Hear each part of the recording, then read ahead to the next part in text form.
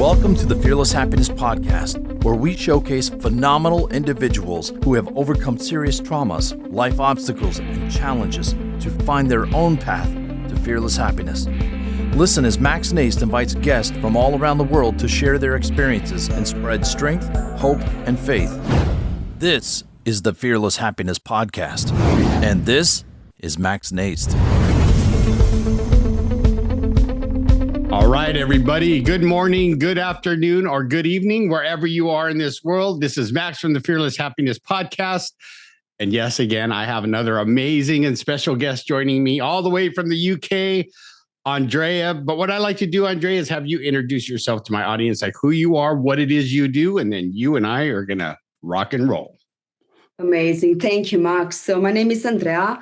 I have been working in wellness industry for about 16 years, and I'm running sport therapy business and life coaching business as well. So I'm there to help people and hold that space for people, if you will. Well, you know, like that's interesting that you say that the sports and life coaching, right? Those things run like parallel each other, like sports and life, right?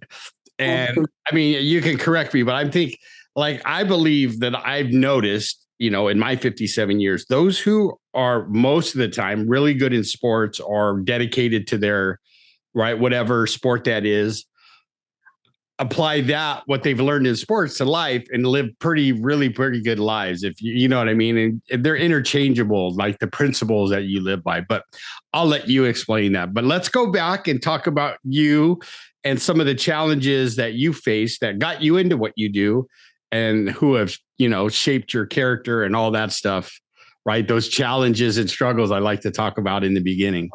Okay, cool. Let's do it. So let me see. I've moved to the States when I was about 20 years old.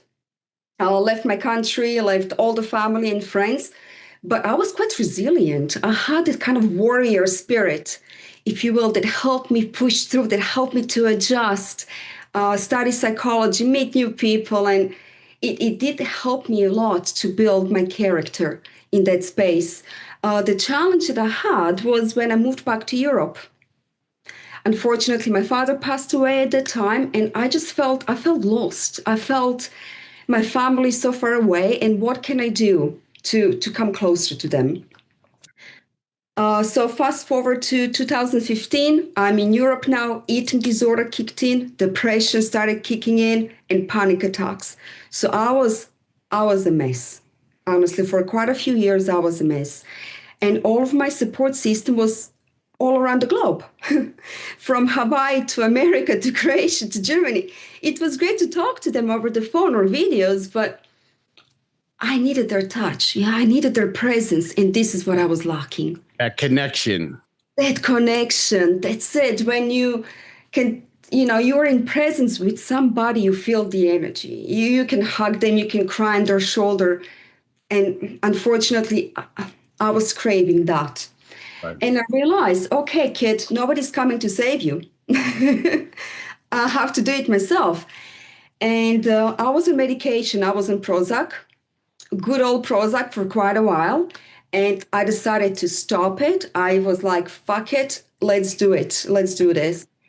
And even though the crazy thing though was, even though I had information, I had education, I had training, when I was in depression, I just couldn't access it. Right. Well, as you know, depression can be debilitating. Like, you know, like it is hard to get unstuck a lot of the time, depending on the severity of your depression, right? But you said something that I was paying attention to, right? You not only had depression, but you had an eating disorder, and then your father passing away. Like everything was just, you know, like they said, everything and the kitchen sink was thrown at you, Andreja, and they're like, here, handle this. And your mind and body just kind of go, I mean, I know for me, from my own experience with depression, like my body wants to shut down, my mind wants to shut down. Right. And as much as I wanted to crave that connection with people, it was like, leave me alone. Like, I don't want to be, you know what I mean? I love you, help me, but leave me alone. Like people are looking at me like, right. So I get it. So I'm sorry to interrupt, but I totally get that. Oh, and, you know, and that's the problem, I think, with Western medicine is here's a bottle of pills. Exactly. You know what I mean? Like, they don't say, hey, why don't you try to change your diet first? Get some exercise, right? Go get out and get some vitamin D outside and let's see. It's fresh air. No, they just say, here, go home. Here's your medicine. Take it and you should be fine, which we know because you have that lived experience that that's not always the case. So sorry again, but yeah, keep going. You're bringing up things for me that I remember. And I'm just like, yeah, it's not as easy as people think to just snap out of something. Exactly. And depression can be quite a lonely place as well. And, Right. sometimes many people, they just want to talk about positive things. And when you come and you want to talk how I feel so shit today, I just want to scream and shout. They don't want to hear that. Right. You know what I mean? Everybody, if you say we and her are smiling and laughing at each other because we know that feeling, right? You want to just scream, but everybody's like, oh, if you think positive things will happen. And that's like the wrong time to tell someone that when they're in the throes of not feeling. Let's manifest. Let's meditate. Well, fuck, if I can do it, I will do it myself, but I can't. I'm not in this space just yet. Right? It's not that easy sometimes, but go ahead. Oh man, you're bringing back so much. This is going to be a great conversation, everybody. I'll stop interrupting her. No, please go ahead. I love that. It's great vibe. I love it. So please do it. What did I wanted to say? So yeah, I was in depression. I was in all that space, right? And something inside of me just snapped. For all these years, education and studies was my reality check. It was an anchor that I could hook into and have the science that can help me. And I could understand, okay, I'm not going crazy. Right. Okay, there is biology. There is something going on in my body. So what can I do to help that biology, to support myself?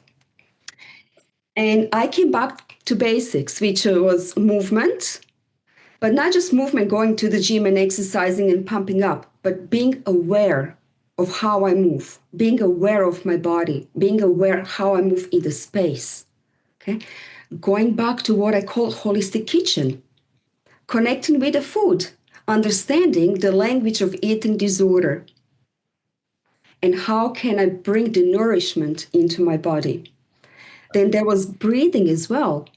I was seeing a breath coach. Oh my God, Max, the first session I fainted. The emotion was so strong, my body couldn't handle it. And I was out for a few seconds, but it was so powerful. And I went back. So that was really helpful. And so those were the things that I turned to, that I started practicing on a daily basis with awareness. And it helped me a lot. Well, breath work, right? Mm-hmm. And it's funny because you're not the first guest who mentions breath work and how powerful that can be to help you heal, right? Like you got the greats, right? So you got Wim Hof over there in the Netherlands, right? Since we were talking about that before, right? He's on the extreme side, right? Like who goes to what's that mountain, right? And climbs it with just tennis shoes and shorts, right? Because he can, right? But that is proof, though, right? The breath and the mind are very powerful things. And that's what he does to control his body, right? Like he holds the record for underwater ice swimming, Incredible. But my point is, what I'm trying to say is, right, like when you found breath work and like, mm-hmm. And I've heard that many times, right, where the first couple sessions were so powerful that, I mean, guests would tell me that they nearly passed out, or because the release of emotions that come with the breath work, and right. So, I mean, it's always good to get someone who knows. I mean, I'm like in the infancy of practicing my breath work, right? But learning how to do it. But like when you really dive into it, it's good to have like a coach or something that can walk you through that, right? Because as you said, a lot, you fainted, right? Because I fainted. I was out. Right. The emotion was so strong that my body couldn't handle it. My nervous system couldn't handle it, and it shut down to protect me. Right. See, and that's, why I'm grateful you're here today because you're going to link all this stuff and how you help people through physical therapy, right? Or fitness and life coaching, because like our body, as you know, is the vessel, right? For our soul and our mind.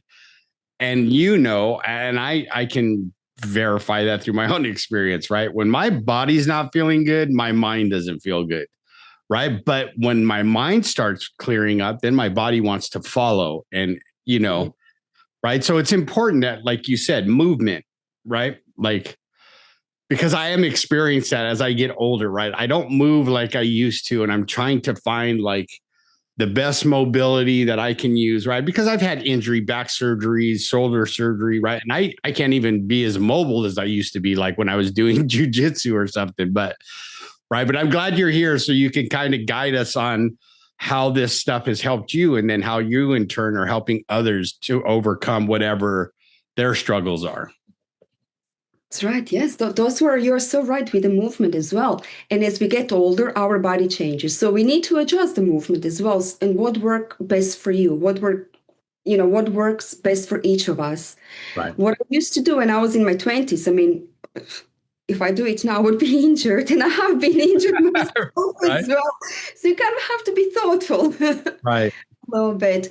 And there are people out there as well who don't really enjoy the exercise. They think that exercising is going to the gym and pumping up. Right. And I would tell them it does not have to look like that. Exercise can be just going outside and walking. Start there, start small. Right. Do yoga for 10 minutes. Just move your body, become aware of proprioception of your body. And that's so important to connect that mind and body link. Right.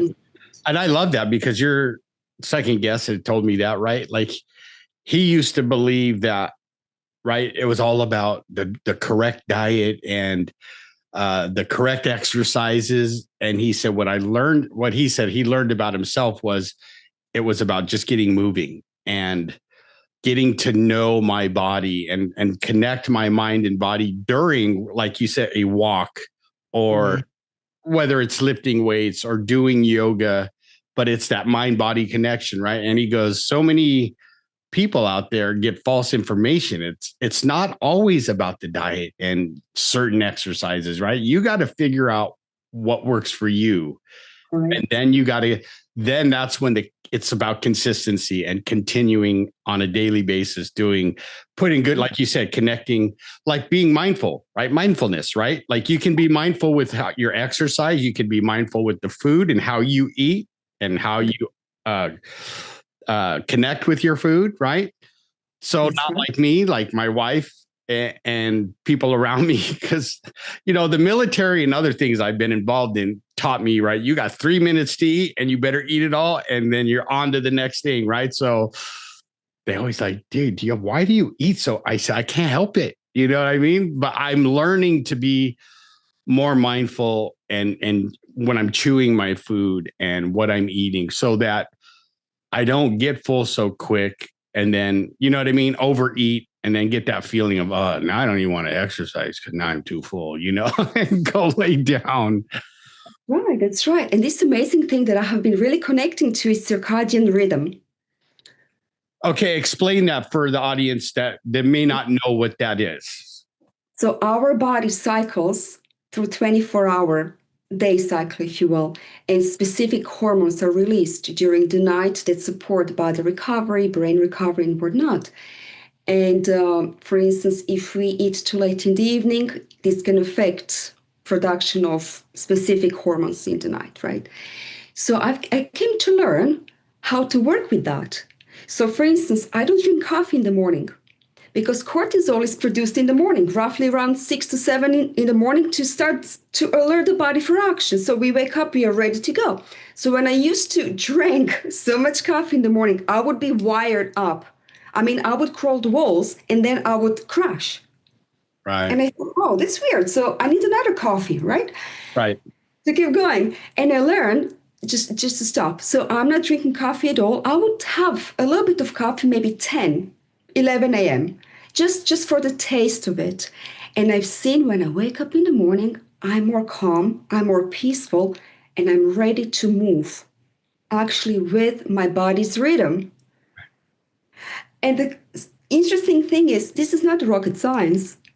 It is so simple. And I've never actually used it before. I did, even the information was there, but I wasn't applying it to myself. Right. Once when I did, I started seeing how my energy flows through the day. And that was very helpful to apply for my personal growth during the day or for business. So if I'm very active in the morning, these are the times where I will do complex tasks. If I have to write something, if I have to address the business and whatnot. In the afternoon, I'm more creative. So I will not push myself to do something that I'm not in alignment with. Right. Yeah. So podcast tonight, it's about 10:30 in the evening in UK. I'm in that energy, right? There's no way that I'm going to, do my taxes right now. No. Right. So we kind of go with it cycle for our own productivity, whether if it's personal, professional, how much you can give, how much energy you can invest in certain aspects of your life so that you're not depleted physically, emotionally, or mentally. Right. And I think you touched on something that I think is very important, right? So we all should learn what our circadian rhythm is, right? So that we know when we can perform at our best, whether, right? Because there's some people that are like me. I'm a morning person. I'm up 5 o'clock. Like I don't even need coffee, but I drink it anyway because I do my 2 cups in the morning. But I find that I can get more work done, the work that I do in the morning, because come in the afternoon, that's when my body starts going like, and my mind wants to start going, right? So I have to find things that are not so need my brain as much as I in the, because in the morning I use it and it's right. And there's that circadian sleep cycle too, right? That we should learn about that when our bodies go into REM and, all that. I mean, we could probably talk about hours about these different aspects of our rhythms, right? And when it comes to the circadian rhythm, but this is where I'm very interested and glad you came here to be a guest. I'm very grateful, right? Because we get to learn, I think, new things that are more healthier in the long run for us, right? So, because Andrea, and I know, right? Life is going to happen, right? And I want people to understand that you can get through these challenges like you have, right? Okay, I'm going to use something that you'll understand because you went to school, you have all this education, right? But you weren't applying it. And you figured like, that's why it wasn't working for me. I knew all this stuff, but I wasn't going, okay, it's like my recovery, right? Being sober for almost 22 years. I go to a 12-step program, right? I've done the 12 steps. I know what the big book tells me, right, of Alcoholics Anonymous, and I'm not plugging anybody. I'm just using this as an example. But if I could know that like the back of my hand, but if I don't apply it, and I've seen this in my experience, I know people that know that book better than I do, but they can't stay sober because they don't apply what they've been taught. Those things, those certain actions that will keep them sober, right? As I like to say, they could talk a good game, right? But they're not applying it. Like, for instance, I use jujitsu as an example, right? Or anything. If I don't practice a certain technique, I'm not going to be able to escape or get myself out of a bad situation but I'll tell I know it really good in my head, but I haven't practiced it, or I haven't that repetition that comes with doing certain things. Right. So talk about that and how people, right. How you help people learn how to apply these things that you teach them so that they can become better people. Right. Because this is like the biggest premise of my podcast is having guests like yourself who have been in the trenches and now help people. You stay in it, let's say for a reason, you stay in the trenches because that's where you help people and you help them get out and do and live productive, happy lives, right? That's right. And you're so right. The action without decision doesn't mean anything. So whatever we decide, it has to follow up with the action. And sometimes people think these actions have to be huge and big and performative. No, they can be small, consistent actions. If this action is, I'm going to go to the gym twice a week for 1 hour, let's start there. Right. Or I'm going to just sit in silence for 10 minutes every day. Let's start with that. It doesn't have to be huge. It is not a task. It is not a tick box exercise. So Right. This is something that we should kind of strip apart. This is our coming back to our homes, to our bodies.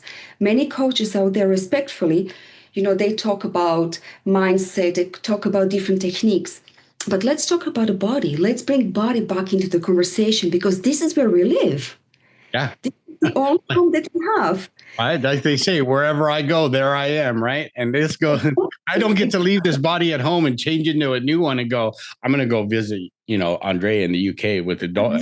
Who are you? I was Max. Remember on the podcast? I love it.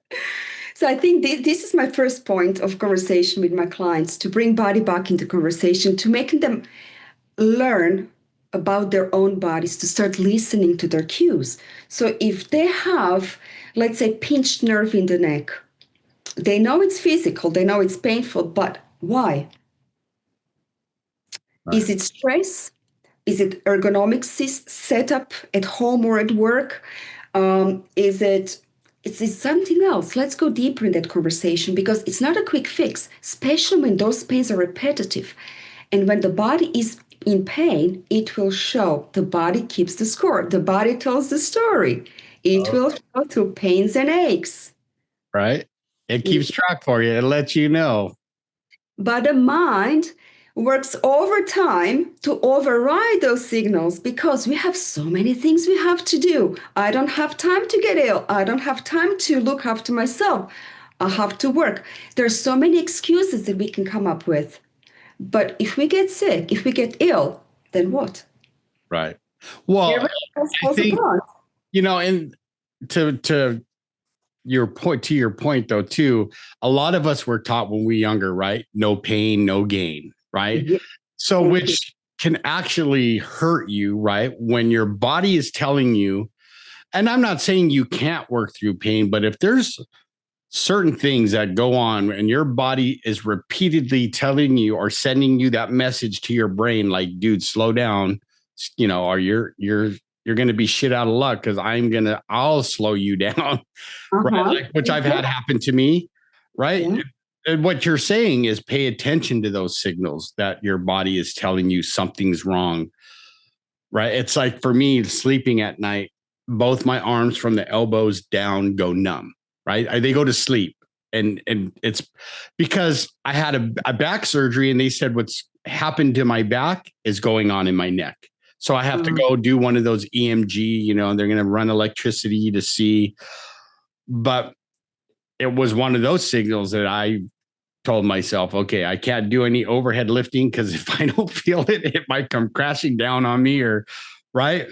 But to your point is, we have to pay attention. We only have one body. We don't get to go to the store and go, hey, Andrea, I'll be back. Sorry, I have to reschedule our podcast because I got to go turn my old body in because I want to come back with a new one, right? You'd be like, what? But I'm making light of this, but it's also very serious, right? We got to take care of ourselves. And right, this is a mission I'm on in my second half of my life, is to at least what I have, make it run the best as I can, right? Mind, body, and spirit, right? So I got to pay attention. So absolutely. If I may just add to our conversation as well, when people have physical pain, they can tell, I'm hurting. My arm is hurting, my leg it's physical, they can feel it. But when people have emotional pain, it's slightly different. And in coaching, the coaching approach is different as well. First, there has to be acknowledgement. Like, I'm not good at the place where I'm right now. I want to change. So there has to be acknowledgement. And being comfortable reaching out for help. Because we can't do everything by ourselves. We have to learn to trust, but we have to learn to trust ourselves first and trust our bodies so we can co-regulate with others. Right. Okay. So that's a good point you brought up. Right. So how do you approach someone who tells you, Andrea, like, I don't even trust myself? Right. I've done things, it has nothing to do with mine, but I've done things I'm not proud of. So that's what keeps me stuck. How do you help someone who Oh, maybe when I mean, I'm just going to put it out there, right? They look in the mirror and they're not happy with who they see in the mirror because, right, they were on a good track, let's say, and then, they, without realizing it till it was too late, they got into old behaviors and now they're like disgusted with themselves. And like, how do they ask for help in changing that when, they don't even want to tell anybody because they're so embarrassed? I'm just putting that out there. thank you for bringing this up because I was in that place myself as well. And shame is such a strong, strong emotion. It has such a strong frequency. And when we are in that space, when we feel ashamed, we are really ashamed of what other people may think. Yep. And I came to a place where I said, you know what, fuck it. Just be unapologetically yourself. And life is not perfect. It's not about perfection. So things will happen. If we slip and slide, that's okay. Just pick yourself up and just tell yourself, you know what, I had this relapse, something happened, I'm not proud of myself, but I'm moving forward. I'm proud of myself because I'm moving forward. Right. Yeah. And that's the space where we should hold for other people without the judgment because life happens. Right. But also at the same time, if you like, you don't want to minimize the things you've done, right? Because then you forget again, right? Here's the thing. So it's like a lot of this we're talking about is so similar to recovery, right? Like I've had 4 relapses back into drugs and alcohol, right? Because I lost sight of why I got sober, let's say, right? And then I think I'm super sober, right? So I'm going to go back to the old neighborhood. I'm going to go help these guys. But that's what my brain was telling me, but my heart, whatever you want to call it. But my sponsor, he goes, you wanted to get high. Like, let's be honest. And like, I had to sit with that and go, you're right. You're absolutely right. Right. And you're right, because I'll tell you from experience, right? In my 16 years of almost 16 years of being a substance abuse counselor, right? And 22 years of being sober, right? Guilt and shame are the 2 biggest emotions that keep people in their addiction. And it doesn't mean just drugs and alcohol. It could be your eating disorder. It could be your gambling. It could be whatever, right? Drugs and alcohol, sex, it doesn't matter, right? What? Because what happens, and I'm sure you'll attest to this because you've probably been through it, right? That comes up and it's so strong, you're just like, I don't want to feel this, but I know what works, right? I know what's going to cure this.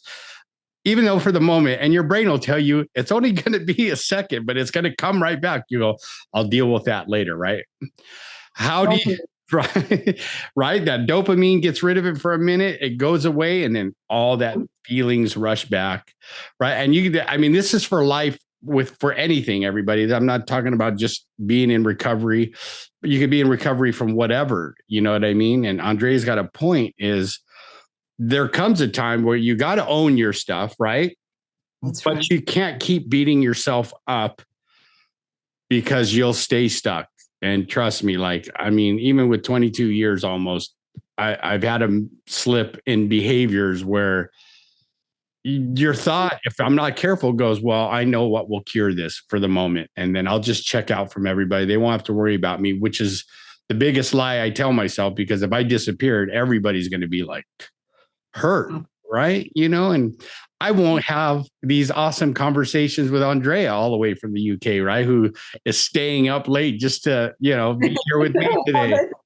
But I love it, right? But so how, when, right, you and I agree, right? Ask for help. That's actually a sign of strength, right? So someone comes to you, Andrea, and says, I'm asking for help, but I don't know where to start. That's when the coaching comes in and you start asking those questions, correct?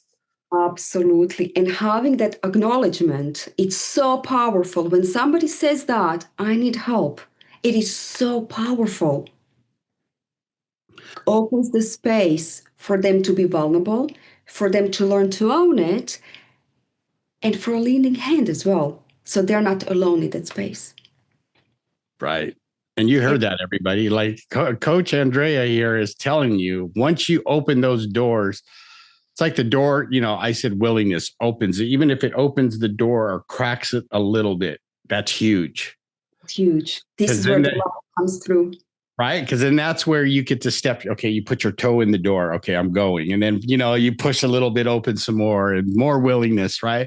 And that's where the healing starts. Right. That's where all of you who have been with me from the beginning hear me always use David Goggins' quote, right? Where it's get comfortable being uncomfortable, because that's where the growth happens. Right. Yes. He's the extreme, right? Like, I get it. He's a Navy SEAL. He's learned to push himself. But we all have that strength, I believe. I believe in my fellow human being that we're all that strong and resilient that if we just ask for help, right? The universe, God, whatever you want to call it, is going to present it, right? Because until then, whatever you're putting out there, you're going to keep getting back until you want to change that, right? So how does that work for you, Andreja? Like when you were going through your struggles and, when did you notice like, okay, I was doing this and I got it right. Now I need to change this. And then you change and you said, oh, wow. Like if I keep doing this, right? Like, like all the personal development gurus say, right? Thoughts become things. And the more you put out, the more you get back. And that goes for negative and positive, right? So absolutely. And I wanted to add to the shame and guilt part something that came up for me just a few months ago. Even though I was working on myself and I was trying to improve and grow and whatnot, and I'm working with a therapist as well because I'm doing my doctorate at the moment. So all going well, a few years from now, I'll be a therapist. And I believe everybody who works in the field should have a therapist as well because things come up. That's absolutely correct. That's what I was taught. Absolutely. And we are holding such a delicate space for the other person. So we don't want to project. And things come up, and I want to be able to go and find my own safe space where I can process my stuff. And in conversation with my therapist, something came up for me, and I told him, you know what? I'm going to be a therapist one day, but I've done so much shit in my life. I've done drugs, I was partying, I was doing all crazy shit. I was really on the edge sometimes. Right. How can I be a good therapist with all this darkness behind me? Intellectually, I know, and I knew then, this will just empower me to help people more, to understand them more. But that guilt and shame that was so deeply rooted found a way out finally. And this is how it showed up. How can I be this person for others when I have done so much shit in my past? Right. Shame and guilt, right? Right. Well, that's the benefit of being a substance abuse counselor or a therapist in the field I work in, the addiction field, right? If you've gone through it, your chance of connecting with your patient or your client, whatever you want to call them, is going to be so much greater than if I walked in and said, Andreja, I'm a therapist, but I have no idea what it's like to be an addict. You might go, you ain't going to get me then, right? Like, why should I even tell you? Right. And don't get me wrong. There's some really good therapists out there that really know their stuff, but there's not like you and I, right? We've been there. Let's say we've done dirt, right? We've been there, done that, right? We've put bad things in our body and, whatever. But that's why I think my personal belief is that's how you connect. Because when you can tell, like in my case, I've been able to tell a client like how they feel before they even open their mouth, and their eyes get really big. Like, you really have been, but you're 22 years. And I go, yeah, but I've never forgotten what it was like. And that's where I think the universe or God has blessed me. I have never forgotten. Sometimes I have, right? When things are going really well, of course, I'm human. I think, oh, they're going to happen again, right? But then I get reminded in some ways and I'm like, yeah, I never want to go back that way ever again. But it's a great way, like for you and me, to help someone because we can, almost be like a couple where they go, they finish the sentence and the person goes, God, you get it. I didn't even have to, you knew exactly where, because I've been there. Right. Right. And so when people realize, and God bless you, right? You're going for your doctorate, right? So I'll be like, have you got any room for new clients, Dr. Andreja? Um, because I relate. I relate to people who have gone through similar situations rather than someone who's younger than I am, who just got out of school and has no life experience, right? But they're going to be, I'm going to be your therapist. No, you're not, because it's going to end up, I'm going to be your therapist because we're going to start talking about stuff and they go, what? Well, I can't help it. Like I'm a grandpa and I'm a father, right? So that's all naturally going to kick in. And I've been doing this for so long. But what is the resistance that you get from your clients sometimes, right? Because they're always going to be right, and that's why I love. I mean, it sounds like you're going to combine therapy with coaching, because I think there's a place for therapy, right? And then I think there's a time for coaching where I think, and if you can combine it, and that's what I want to do, is go back to school and get my master's, and not maybe be a therapist, but addiction therapist, and combine the two practices, because I think coaching is where you can get them to over that hump, right? Because you can give them those action items to go do. Where therapy, you're just like listening and going, okay, right? You ever get a therapist who's like, oh, you've been through a lot. And you just look at them like, I know, what's your advice for me? That's why I'm here. You know what I mean? So I know I'm talking a lot, but you're laughing. We're laughing, everybody, because she can relate. She's probably been through it. I know I've been through it, where I had one doctor, like a PhD, and the sessions became about him and how smart his son was. And I'm like, wait a minute. I love that. Yeah, I'm like, wait a minute, dude. Like, I came here for me. I mean, I'm happy your son is going to Cal Poly Pomona and he's smarter than I am. But I'm not your son. I'm your patient right here. Like, hello, right? I've had quite a few interesting therapists in my lifetime as well. Actually, a few years ago, I was kicked out of group therapy. Oh, do tell. Actually, it was my first group therapy ever. I've always done one-on-one, and I thought, you know what? I really want to connect with people. Let's do it. But I was going through panic attacks, and I was super hyped up. So I feel they were not able to handle my hyperactivity because they were all down a little bit in depression. Oh, they watched you walk in. They're like, oh, I think she's in the wrong room, everybody. And all of that was okay. But the something that really threw me off. So we had a psychologist there and psychiatrist, which I did call Dr. Freud. He would just sit there and kind of like roll his thumbs, right? And, and in front of everybody, they told me that I have not been contributing enough to the group, and they would like me to leave for 3 months and then come back and tell them if I would like to join again. Max, they just pressed my button. I was hyper, and now I was like, you as a therapist are a disgrace to your career, to this field right now. How can you do this in front of everybody? This is one-on-one conversation. Exactly. I agree with you. And I absolutely smashed them. But I was so stubborn, I sat there to the end of the whole session with everybody. I'm like, I'm leaving. I'm not leaving just now, right? I'm going to stay and we're going to still talk. So that gave me that resilience, but it also opened up my eyes to how delicate that space is, right? I went to do group therapy course after because I was stubborn and I wanted to learn. And I actually saw how many mistakes have been made there and how really sacred the space is. So, for everybody out there who is looking for help, okay, we are all being vulnerable where we are looking for help, okay? Think of it also as an interview. You are talking to a therapist. Ask them questions.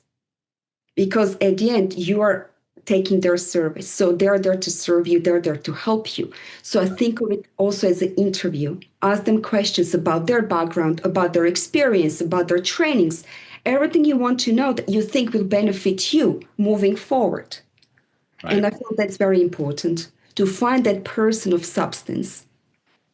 Right. Well, you're so correct, right? Because that's, I hate to say it, but it's your life you're dealing with, right? So why not ask the questions, right? Because not every therapist is a fit for you, right? Because they may not have, they may have all the education you think they need, right? But they don't have that lived life experience where they can go, oh, right, where they disclose appropriately, like, oh, this is what I went through, and here's what I've learned in my practice. Here's how I can help you, right?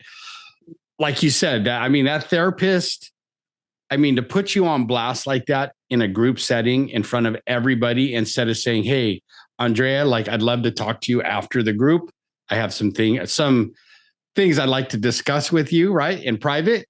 But see, you were probably nicer. I might have like thrown chairs at the time or did something. And no, I'm just kidding, everybody. But you know what I mean? I'd have been upset too, because that's one of the most vulnerable things that you can do is a group setting, right? Because you got different personalities. You don't know anybody, right? At least in the beginning, that's what the group's for, is where you learn who you can trust in that group. You learn if you can get vulnerable, right? That therapist could have damaged you about ever doing group or even therapy again, because you could have just said, I'm never doing this again.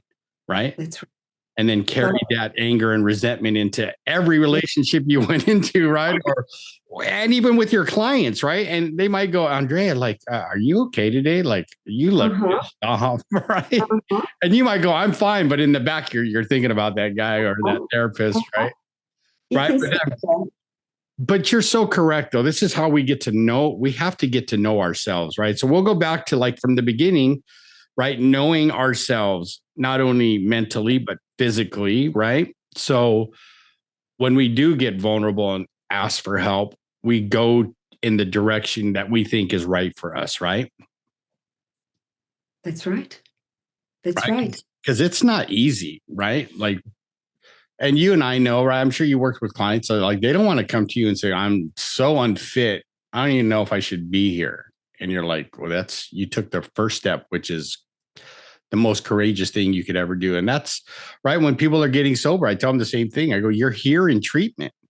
It takes courage, right? I try to let them know that you did the right thing, right? It may be tough. You don't know me yet, but my hat's off to you for being courageous enough to go, I need help, right? And that's a good starting point for anything, whether it's physical or mental or emotional, right? Is absolutely that acknowledgement, right? And you got to acknowledge, I think, people when they are getting vulnerable. Don't just sit there and go, great job. You kind of, I'm sure you've had clients too, where you just want to reach across and hug them and go, you're going to be all right. You know what I mean? Like, I come across that all the time. I know I can't do that, but there's times I just want to go like, here, I'm going to give you a big girl because I'm going to let you know you're going to be all right. Right. Just keep coming back. It's almost like a 12-step meeting, right? Where for me, that was the best thing to hear. Right. Because I wasn't asked to come back to too many places when I was in my active addiction. They were like, Max, get lost and don't ever come back, right? To hear someone who I don't even know hug me and say, oh yeah, I'm glad you're here. Keep coming back, right? After that sank in, it was like, wow, nobody was doing that. I don't go to jail. They say come back, but we know you're going to come back if you keep doing what you're going to do, right? Yeah, well, I'll be here. All the deputies and everybody will be here going, I thought you were going to come back, right? Right. But you know what I'm talking about. That's such a good feeling when you know that you're welcome back and someone's actually listening to what, you're being heard, right? How do you make, right? So like, as we go, I want you to explain or share with my audience, right? Our audience today, like, how do you, so they know, right, if they're in a good place or not when they go seek help? What are some of the things you do to make your clients feel heard and that they're in a safe place, right? It's so important, I think, to understand that. For instance, when clients speak, it's very important to paraphrase and reflect back to what they say. And that's so powerful because sometimes when we speak, we can speak from autopilot, right? But when you take some words and bring it back to them and they can hear it again, it's like, oh, wow, did they really say that? That sounds really empowering. I like that, right? So it's just a reinforcement. And you have been doing that as well through our podcast. I love that. And it is empowering because it's this energy exchange, right? It's very motivating as well. So I love doing that. For the regulation as well, I love doing guided meditations. So if somebody is a little bit, they come in and they're stressed or they feel, you can tell they're not in sync, right? So let's go in guided meditation and let me take you for 10, 15 minutes journey. Sometimes less, sometimes maybe a little bit longer, but let's go in there. And their breathing starts to regulate, their visual perception starts to connect as well. They can resolve a few things, some blocks they have been dealing with that day, but in a more symbolic way. So it doesn't feel overwhelming. It doesn't feel like a burden. So now the stress has an image. It has something they can work with. And then we bring it into the session. So, okay, let's talk. You found an image in your guided meditation. What was it? Was it the key? Great. What does the key represent to you? Like, oh, new opportunities. Great. Let's talk about that. Where are you in your life right now that you think you are missing opportunities or that you would like to gain more? Right. So it opens up. So it's more about creating that flexibility, mental flexibility, especially when somebody comes dysregulated. Yeah. Yeah, I don't want to talk about their day, how stressed they were. It's pointless, right? So let's regulate a little bit and then go deeper. And see how Because if you don't, they're going to give you that look, right, Andrea? Can't you see my face? You don't even need to ask me how my day was. I'm here. Can you see my eyes? Like, they're like, okay, after you do the meditation, then they're like, okay, now we can talk, right?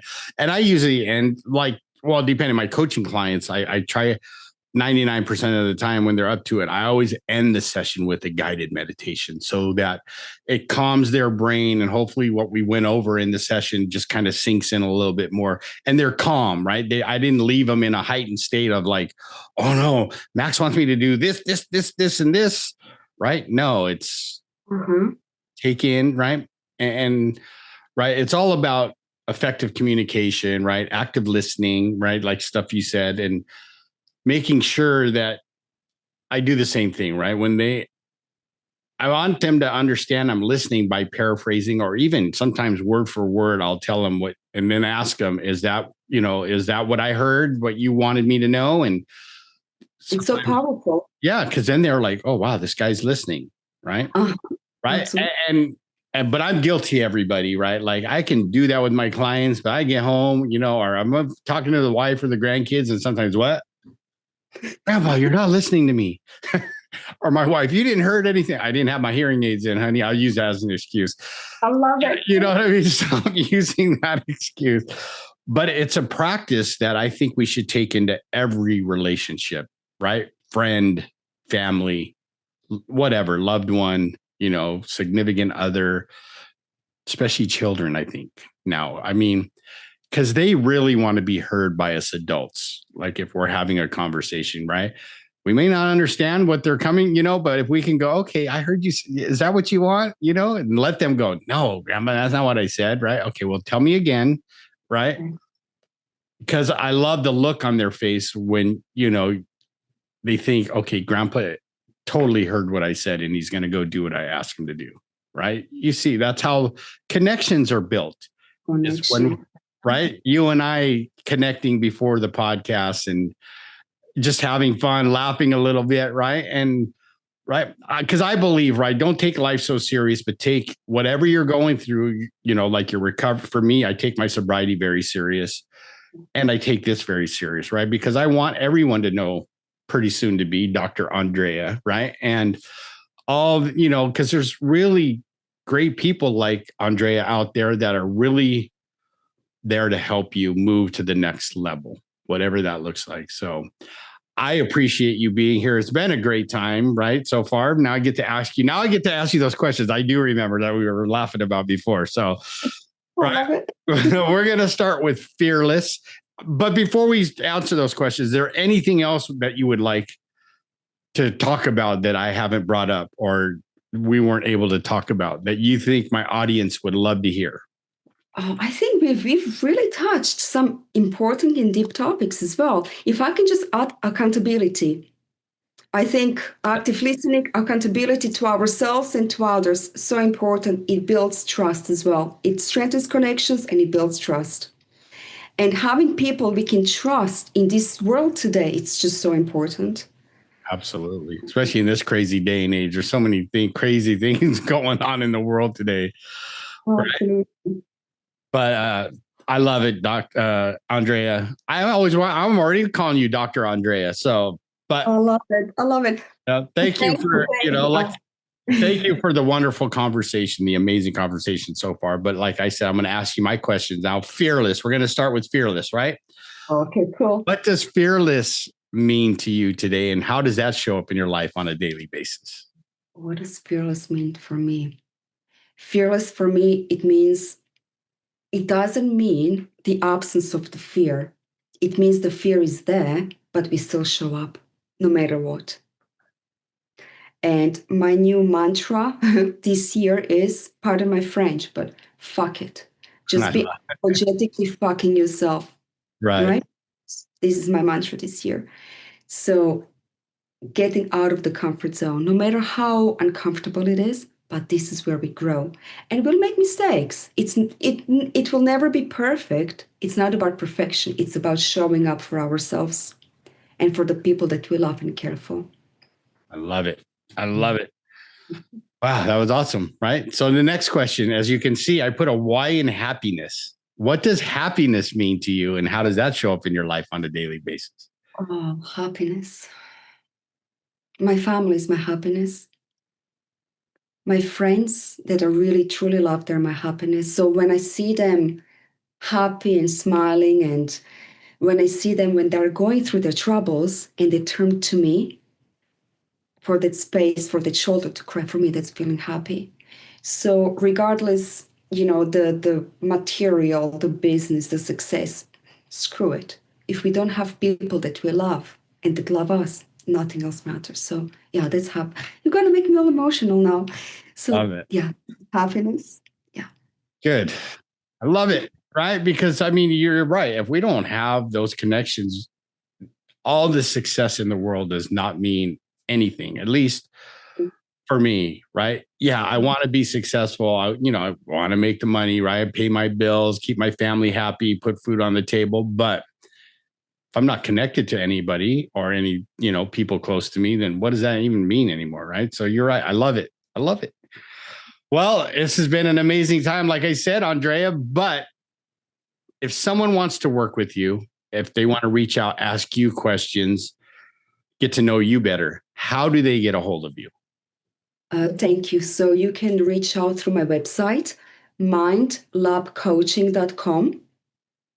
And I have also just recently published a book in April this year called Work Well, Live Well, which is a testament pretty much to my own healing and the things that I had to do to show up for myself through depression, eating disorders, things that we have been talking about, such as breathing exercises, nutrition and movement and so forth. So where can they get your book? And we didn't even talk about your book. We haven't talked about, see, I'm, you know what, in my heart, I'm so humble. Honestly, so the book is there. I have published it in April this year. It can be found on Amazon. Okay. In UK and America as well. Barnes and Nobles as well in the States. Okay. We'll have to bring her back, everyone, so we can dive into that book. So that gives us a part two. I love it, right? My fault, you're not even asking about the book, so I apologize. But yeah, that sounds amazing, right? I love it. fellow author, right? And you get to share this. And we'll make sure this is all in the notes, everybody, so that you can find her and find her book, where to find her book, all that good stuff. Well, like I said, Andrea, this has been an amazing time. And I know we could keep going for a lot longer, but you're not quite off the hook just yet, right? Because I get to ask you my favorite question.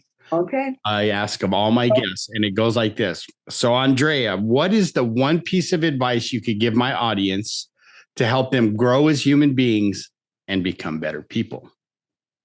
Oh, I love that. You know what? No matter what, just be yourself. The world will try to tell you what to do, what to think, how to behave.